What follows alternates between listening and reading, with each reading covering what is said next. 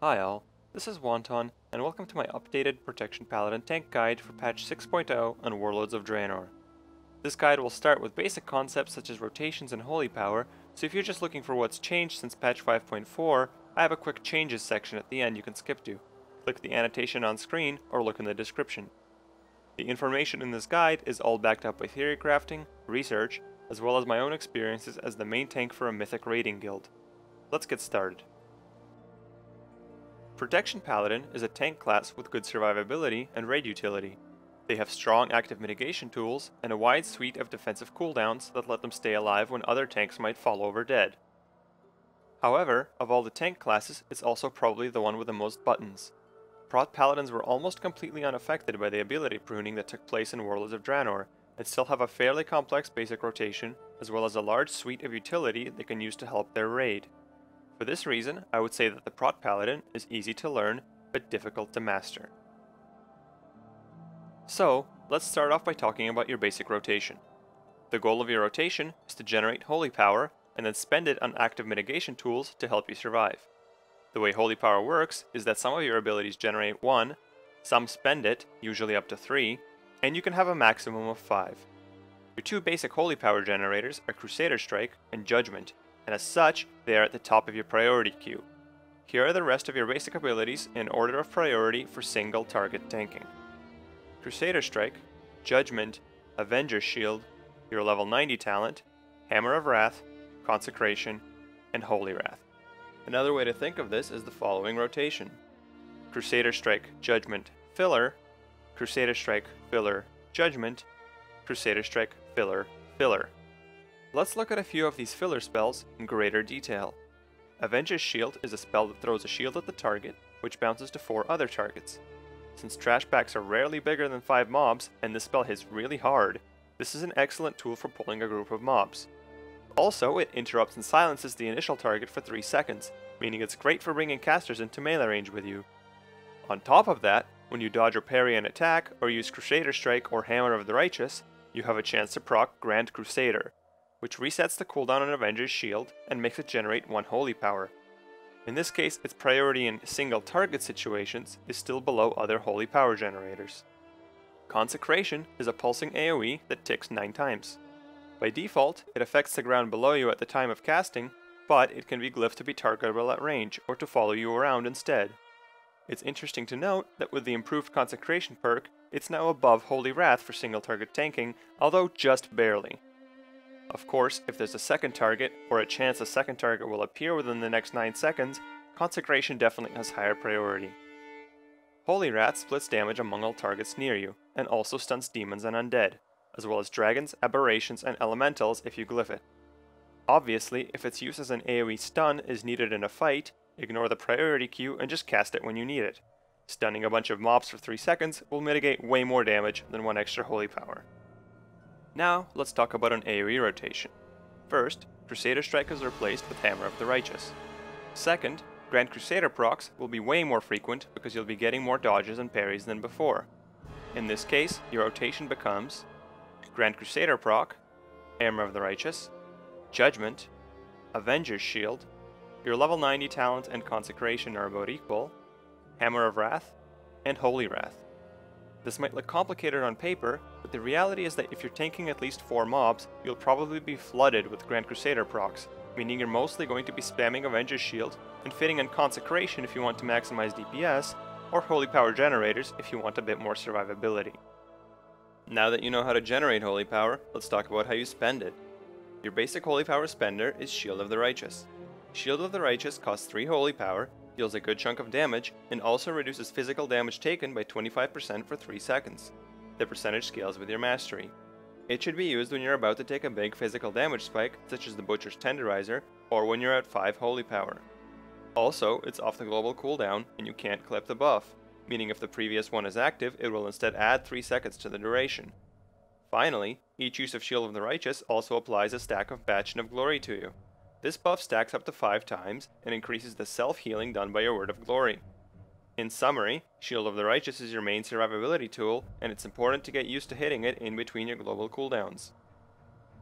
Word of Glory is your other holy power spender. It's an instant cast off the global cooldown heal that consumes up to 3 holy power to heal the target for every holy power used. Its base healing is quite low, only about 17,000 for 3 holy power in my gear, but when used to heal yourself with 5 Bastion of Glory stacks, this is a solid emergency heal that will heal you for anywhere between 30 to 100% of your health, depending on your resolve. Now, let's take a look at what it looks like when you put it all together. I'll talk more about my UI in the UI section, but for now, focus on my holy power cubes and my weak auras from my rotation. You will notice that they are arranged in order of priority, which means that on single target pulls, my job is to simply hit the leftmost button that's available.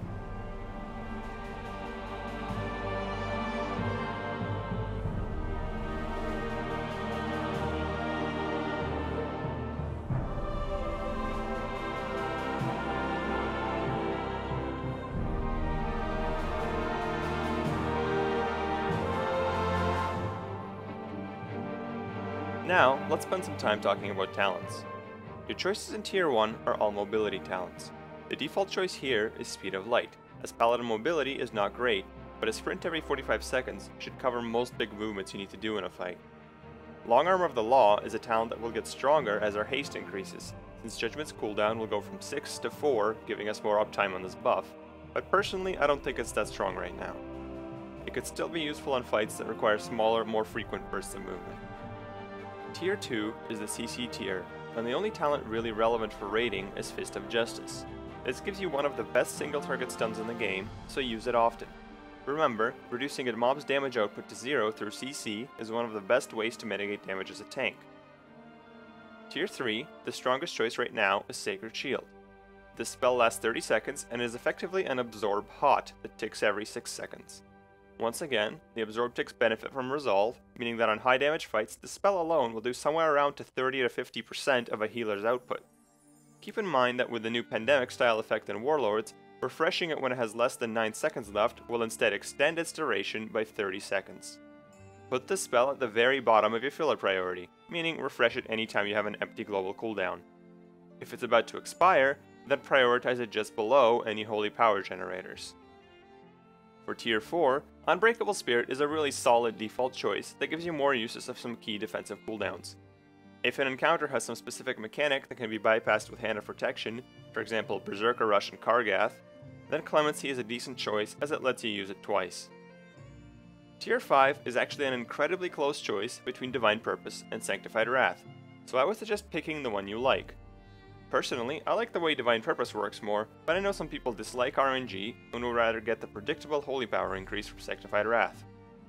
If you do choose Sanctified Wrath, then move Holy Wrath all the way to the top of the filler priority queue between Judgment and Avenger's Shield. If you choose Divine Purpose, just hit Shield of the Righteous again when you get the proc. Remember, it won't override the previous buff, but will add 3 seconds instead. Tier 6 is another balanced tier with 3 fairly close choices. Personally, I would recommend Light's Hammer as the default option. It's a strong AoE damage spell and will also do a little bit of raid healing, assuming you can get the tanks and melee DPS in it. But for purely single target fights, Execution Sentence will give you more DPS, and it can also be used as an okay self-heal if your healers are struggling. Holy Prism does less damage than the other two, but some people like it as a snap aggro tool to quickly grab threat on up to 5 adds. Finally, we get to the level 100 tier. This tier is complicated. We have 3 very different choices for us, and yet again, all 3 are pretty close to equal. I would say Holy Shield is the best default option here. On top of increasing your block chance by 15%, it allows you to block spells, and deals damage to any enemy whose attack you block. Overall, it offers some very good defensive benefits, it's passive, meaning there's no way to screw it up, and its AoE DPS is tremendous, as each mob hitting you will be taking reflective damage. If you're taking challenge modes in particular, this spell is extremely strong and will give you AoE damage that can even match a Blood DK. In stark contrast to the purely passive benefits of Holy Shield, we have Seraphim, which takes 5 holy power to supercharge you for 15 seconds, giving you a ton of stats. As a rough estimate, while the Seraphim buff is active, the net effect of the stats equates to about a 60% increase in DPS, up to an 80% increase in HPS, and physical damage reduction of about 20%. The obvious downside is that it costs 5 holy power, which tends to leave a big gap in your Shield of the Righteous uptime as you prepare to cast it. One way to get around this is to use Divine Protection 10 seconds before Seraphim comes off cooldown to smooth out that period of damage. This works especially well with the Unbreakable Spirit talent, as Divine Protection will then be up for every single Seraphim cast. Overall, Seraphim offers a solid increase to single target DPS for a small survivability cost compared to Holy Shield. However, it requires a lot more active management, and if you're not using it exactly every 30 seconds, the DPS benefits will go away pretty quickly. The final thing to say about Seraphim is that if you're fighting a raid boss with a generic tank swap mechanic where half the time you're not actually taking any hits, for example Korag or Sword of Kargath, using Seraphim while you're not tanking practically eliminates that squishy period. That means that if you can properly synchronize Seraphim with your tank swaps, you will get its DPS and survivability benefits with no downsides, as opposed to Holy Shield, which actually gets weaker in a tank swap fight, since if nothing is hitting you, you'll be reflecting 0 damage. This has led some people to call Seraphim the tank swap talent. Finally, Empowered Seals. Personally, I think this talent is garbage. I think it's overly complicated, not fun, and just badly designed in general. However, if for some reason the idea of maintaining 3 buffs and using a bunch of global cooldowns on seal swaps appeals to you, and you're a robot who can use this talent optimally 100% of the time, then it actually offers similar DPS and survivability as the other two. Talents go hand in hand with Glyphs, so now's a good time to talk about them. What I would call your default Glyph setup is Divine Protection, Alabaster Shield, and Final Wrath. Glyph of Divine Protection changes that ability's damage reduction from 40% magical to 20% magical and 20% physical, which is a lot more useful as a tank most of the time. If, however, there is a fight in Warlords like Leishi or Dark Shamans where the boss's primary attack is magical, it can be unglyphed for a survivability gain. Alabaster Shield and Final Wrath are just persistent DPS increasing fillers that are replaced by other glyphs as needed. If you need to do this, replace the glyph of Final Wrath first. Here are some situational glyphs you may find useful in certain fights. Glyph of Focus Shield. This makes your Avenger's Shield single target, but increases its damage by 30%. Obviously, this is an increase for single target DPS, but a loss for AoE DPS. Realistically, on any fights where you ever have a chance to cleave, don't bother with this glyph, as it will probably be a DPS loss. Glyph of Consecration and Glyph of the Consecrator. These are exclusive glyphs that modify your Consecration ability. The first makes a target roll at range, much like a DK's Death and Decay. The second makes it follow you around. If you prefer one of these methods, you could use one of these glyphs, but obviously it will be a small DPS loss to sub out Final Wrath. Glyph of Holy Wrath. This glyph will make your Holy Wrath also stun dragons, aberrations, and elementals. One example of using this would be on the Korag fight to stun the Addons in the transition phase. Minor glyphs are mostly cosmetic now, but there is Glyph of Righteous Retreat, which cuts your Hearthstone cast in half during Divine Shield, allowing you to effectively bubble Hearth out of any situation. Now let's talk about some of your other defensive abilities. The importance of using these at the right time as a tank cannot be understated, as you can see in a graph like this. This is a log of damage taken per second from a normal Korag fight. As you can see, the damage you take as a tank is not smooth, and using your cooldowns here instead of here can be the difference between life and death. Here are your defensive cooldowns, listed roughly in order of increasing effectiveness. Divine Protection, Divine Shield, Ardent Defender, Guardian of Ancient Kings, and Lay on Hands. Divine Protection by default has a minute-long cooldown, and reduces magical damage taken by 40% for 10 seconds. However, with the Unbreakable Spirit talent and Glyph of Divine Protection, its cooldown is reduced to 30 seconds, and it reduces all damage taken by 20%, making it your bread and butter defensive ability. Don't hesitate to use this if you're taking any damage at all. I typically use it at the start of a pull, and then use it off cooldown throughout the fight, unless I can think of some specific ability I want to save it for. Divine Shield, or Bubble as it's sometimes called, removes all debuffs from you and makes you invulnerable for 8 seconds. As awesome as that sounds, it's actually not that useful for prot paladins, since it makes all mobs immediately de-aggro, which means that although you might survive, you've probably killed a few DPS or healers by using this. However, if you make a Divine Shield plus Taunt macro, as will be shown in the macro section later, you will retain threat on your target for the duration of the taunt. On a single target fight where everything is going to shit, those 3 seconds of invulnerability might just be enough to save your life, but I only use this as a last resort when I have literally no other options available. Ardent Defender has a 2-minute cooldown and reduces all damage you take by 20% for 10 seconds. On top of that, if you take a fatal blow while Ardent Defender is up, it will instead consume the buff and bring you to 12% health. You can use this ability reactively if you're close to death, or proactively if there's some sort of nuke tank mechanic that could kill you in a single hit. Alternatively, it's possible to just use it as a second divine protection if you're in a really high damage phase. Guardian of Ancient Kings is your major tank cooldown, similar to Shield Wall, Survival Instincts, and Icebound Fortitude. It reduces all damage you take by 50% for 8 seconds and has a 3-minute cooldown. Proper proactive use of this ability before a period of high damage, for example Kargath's Impale or Brackenspor's Breath, could be the difference between life and death. And finally, Lay on Hands. This has a 10-minute cooldown, or 5 minutes with Unbreakable Spirit, and instantly heals the target for an amount equal to your max health, basically equating to a full heal in almost any situation. Personally, I have a macro to cast this on myself bound to one of the thumb buttons on my mouse, so I can immediately hit it in case of emergency, and this has saved my life many times. This spell is the panic button every tank wishes they had. Learn to love it. Now that we've covered the basics, let's quickly look at some of the other abilities in your spellbook that you'll find useful. Your taunt is called Reckoning, and it functions like every other taunt. Rebuke is your interrupt. This spell is not on the global cooldown, so get used to interrupting things while performing your basic rotation.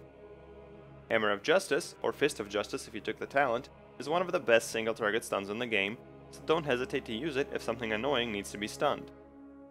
Flash of Light is a heal with a short cast time that costs 20% of your mana. There's not really a whole lot of uses for this in combat, but if there's some sort of transition phase where there's really nothing to do, for example when the second boss in Grimrail Depot first jumps into his cannon, you can cast a few of these to help your healers out. Don't worry about running out of mana for actual tanking, since Guarded by the Light gives us Prot Paladins absolutely absurd mana regen. Next, we have Hand of Protection, or BOP as it's often called, in reference to a time when it was named Blessing of Protection. This is a very interesting spell that makes a target immune to physical damage for 10 seconds, but unable to attack.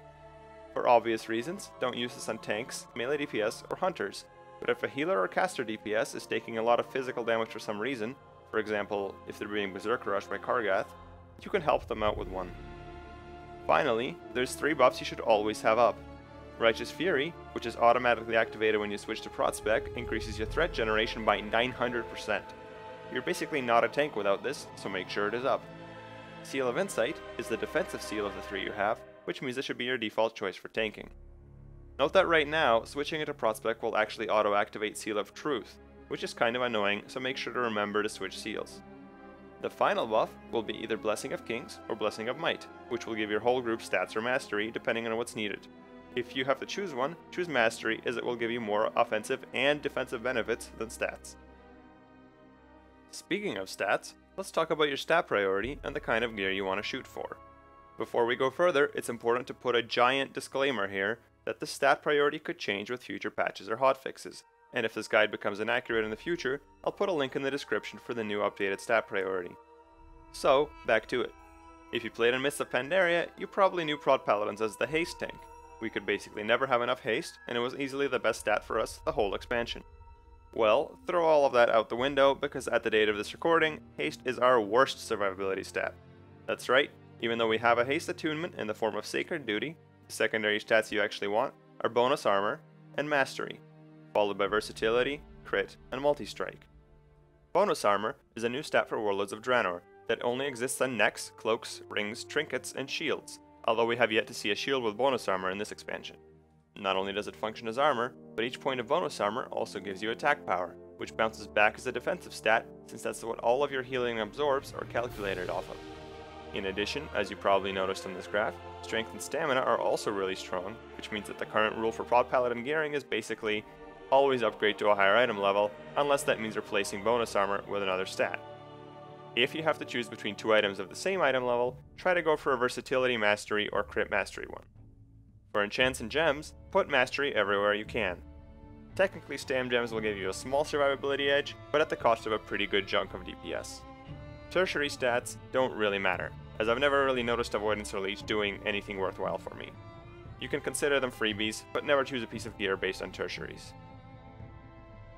As we near the end of this guide, there's a few macros I'd like to show you that you may find useful. I'll post all of these in the description, so don't worry about reading them off the screen. First, the Divine Shield plus Taunt macro. As described before, this can give you 3 seconds of immunity on a single target fight, but it's important to hit this macro again before your taunt runs out, or the boss will just run off and kill someone else. This macro can also be used to quickly remove Hand of Protection from yourself if you or someone else accidentally bops you, since the Forbearance debuff from Bop will not allow Divine Shield to cast. Next, unused trinkets that just give stats can typically be macroed onto Crusader Strike, Hammer of the Righteous, and Shield of the Righteous. I typically find that the benefits of, say, 6% Mastery are so small that I won't really notice them, so I might as well just macro them in to automatically be used. Self-Sacred Shield and Self-Lay on Hands macros are also handy. Because Resolve only buffs Sacred Shield for yourself, it's almost never worth casting on anyone else, and the Lay on Hands macro will save your life a ton, as I've said before. Finally, mouse over macros for Flash of Light, Lay on Hands, and all your hand spells are helpful for more advanced tanks. People still learning the class are encouraged to focus on their own survivability first, but a really outstanding prod Paladin can help the raid quite a bit through the use of these utility spells. I'd like to conclude with a note on UI.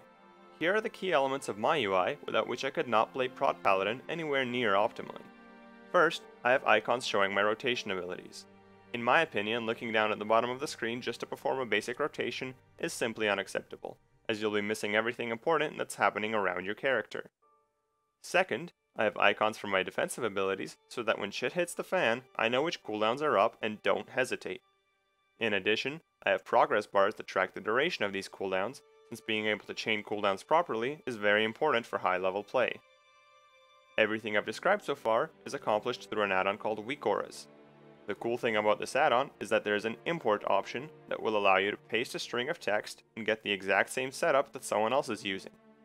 I've put a link to a paste bin with my strings in the description. If you want to give them a try, simply copy them into the import box and you should have groups for rotation and cooldowns just like I do. Third, I've moved my player frame closer to the center and made my health bar much more visible. Now I can always keep an eye on my health with my peripheral vision, rather than having to look at a tiny health bar all the way in the top left corner. I use shadowed unit frames for this, but there are tons of add-ons that do the same thing, and in the end it's really personal preference. Finally, of course, I use Deadly Boss mods. This add-on is even more important as a tank, as there are countless abilities that you need to preemptively mitigate with some sort of defensive cooldown. That's it for this guide. Hopefully you enjoyed it and it's given you a good idea of what tanking as a paladin is like. Now I'm going to go on to a changes section that will summarize everything for players with previous experience. Thanks for watching. Please like, comment, and subscribe if you enjoyed this video, and I'll see you next time.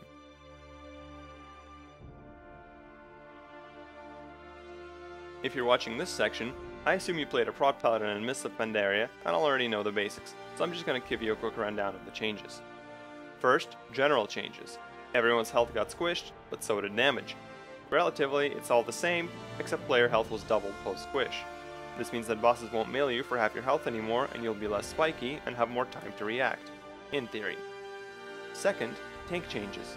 Vengeance is gone, rejoice! Instead now we have Resolve, which only increases self-healing and self-absorbs, not attack power. It has diminishing returns, and also snapshotting is gone, which means there's no longer any reason to stand in fire for DPS or to snapshot a huge hot tick. For changes specific to your spellbook, Devotion Aura and Avenging Wrath are gone. Avenger's Shield hits 5 targets now, Consecration's damage was way buffed, and Holy Wrath's damage was also buffed, but its cooldown was increased to 15 seconds. This didn't really change our rotation a whole lot. Technically Consecration is now above Holy Wrath in single target, but the difference is tiny. Avenger's Shield is king for AoE now, and your AoE rotation will generally just consist of spamming Grand Crusader procs. For talents, Eternal Flame received a huge nerf, so now put Sacred Shield back on top. And the new Pandemic effect lets you extend Sacred Shield when you cast it again with less than 9 seconds. The new reworked Sanctified Wrath doubles Holy Wrath's damage and makes it generate holy power. This puts it below Judgment, but still above Grand Crusader procs in the priority. This talent is very balanced with Divine Purpose, so choose the one that suits your playstyle.